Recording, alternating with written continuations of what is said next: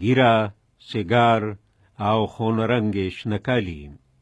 دا د 20مې پیړۍ د وروستو کلونو پاخه پاتې عکسونه دي او د نړۍ په کمیونستي واکمنو کې د اوږدې واکمنۍ د یو داره سختن څرګندې ځانګړنې چې د امریکایانو په ګاونډ کې د مارکس او لینن په نظرونو او ګڼترو ولاړ دولت زرغونه کړی و. بیا هغه ټول شوروي مشران چې دی پاله لاړل، خو د بیا هم خپې خښې کړې وې. فیډل کاسترو په 1926 کې زیږېدلی و. پلار یې د ګنو شتمن کروندګرو، خو هغه دې هر څه ته شا کړه او د بتیستا د فساتي درغلې او د خونړۍ واکمنۍ نسکورولو ته یې مټې او بډې راښکلې. خو د کودتا د شنډې هسې په ټس کې په 1953 کې د تورو تمبو شاته پرېواته چې د بند ایله شو نو مکسیکو ته لاړ. خو وروستو یې 100 ملګري د ځان سره کړل او په بیړۍ کې د کیوبا مخه وکړه. د بیړۍ نه په کوزېدو یې ګڼ ملګري په غاړه یا مړه شو او یا ونیولی شو. ایله بیله 12 کسانو په تیښته ځان خلاص که، غرونو ته وختل او په ګوریلایي یا سیړ جنګ ګلاس پورې که. دا په تاریخ کې یو خورا بریالی جنګ و. د 2 کالو نه په لږه موده کې بتیستا ماتې وخوړه او خپې سپکې کړې او کاسترو بریالي ملګري یې هوانا ته ورننوتل. البرتو لیان د هغو کسانو ځنې یو و چې په غرونو کې د کاسترو سره ملګری شوی و او د هغه سره هغه مال هم و چې د هوانا خلکو ورته هرکلی وي.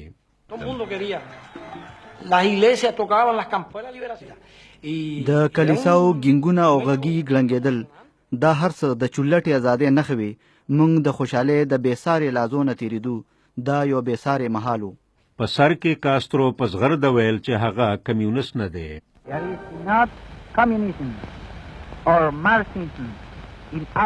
زموږ په نظر کې د کمونیستي یا مارکسیستي څه ګډون او رش نسته.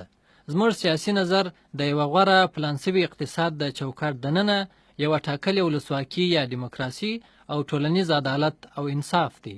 خو دا ولسواکي یا دیموکراسي نه وه او کله چې هغه ورو د کمیونستي پروګرام په پلي کولو لاس پورې که او شوروي ټلوالې ته ورغاړه وته، نو د هغه ځنې آزاد فکرو ملګرو چغې کړې چې مونږ په اعتبار کې ووهلو. امریکې سره د کیوبا اړیکې هغه مال د ویجاړ نه لا په ویجاړېدو شو کله چې د کاسترو حکومت امریکایي مال ملکیتونه ونیول او بیا امریکې د 1961 په اپریل کې په کیوبا د برید کولو په لړ کې د کیوبایي جلا وطنو د شنډې هسې او هان ملاتړ وکړ. بیا د 1962 د اکتوبر میاشت وه چې کیوبا د زبرځواکي توپان او غالغوټۍ زخم وګرځېد او دې لانجې نړۍ د اټمي جنګ د ګړنګ سر ته په لومړي ځل ورلنډه کړه. ولسمشر جان اف کینیډي نړۍ ته وویل چې د سار امریکایي الوتکو د کیوبا په خاوره د شوروي د اټمي توغندو په څیر ځایونه لیدلي دي.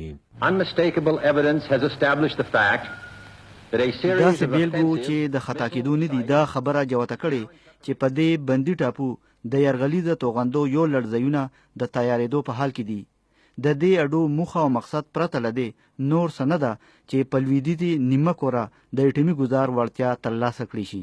د دې نه وروستو د تاوتریخوالي نه په ډکو ورځو شپو کې هم دا ماسکو چې په شا شو د کیوبا نه خپل توغندي وباسل.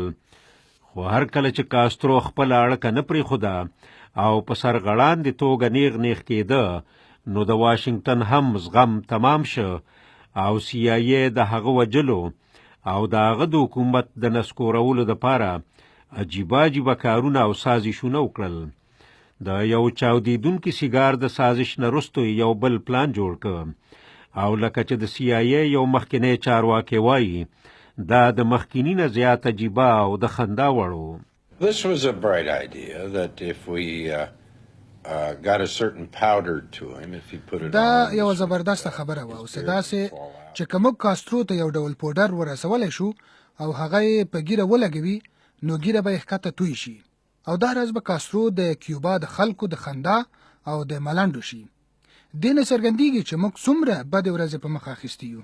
په 1909 کې فیدل کاسترو ملګرو ملتو ته وغږېد. Muy estimado señor presidente, distinguidos representantes de la comunidad راځي چې وسلو ته خدای په اماني ووایو او راځي چې د ساحو خلکو په څیر د خپل وخت درنو ستونزو ته ورلاندې ووځو. دا د ټولې نړۍ د سیاستوالو پړه او سپېڅلې دنده ده. دا د بشري پایښت بنسټیزه خبره هم ده. د ملګرو ملتو په څیر د دریزي یا پلیټ فارم څخه کاسترو د درېمې نړۍ په ننګه غږونه پورته کول. د ناپیلو هیوادونو د غورځنګ یوه درنه سټه وه، خو رښتیا دا دی چې د کاسترو لاندې کیوبا د ناپیلي په ځای یو پیلی هیواد و، او دا هماغه و چې د مارکسیستي ګوریلایانو یا سیړ جنګیانو په ملاتړ کې د کیوبا سرتیري افریقا ته ورلیږلي وو. وروستی خبره دا چې هغه ته لوی ګړز CIA نه دی ورکړی، بلکې د شوروي اتحاد په ګړوبېدو وررسېدلی دی. شوروي چې چنګ ونګ شو، نو کیوبا سره د اقتصادي مرستو سرچینه وچه شوه. د ډېرو کیوبایانو دپاره هغه تش فیډل و. هغه چې په شا څه پرېښي دي، په هغو کې یو شی د ټولو لوس دپاره د روغتیا ویړیا پاملرنه ده، بل د ښوونې روزنې یو داسې نظام چې په ستر کچ لیکلي لوستلي خلک یې میدان ته کړي دي. د نوموړي یوه ځانګړنه دا وه چې مخالفت یې نشو زغملی، ځکه خو بندیخانو کې یو وخت 80,000 بندیان رنځېدل. دا مال سړی نشي ویلی چې د مشر ته به تاریخ په کومه سترګه ګوري.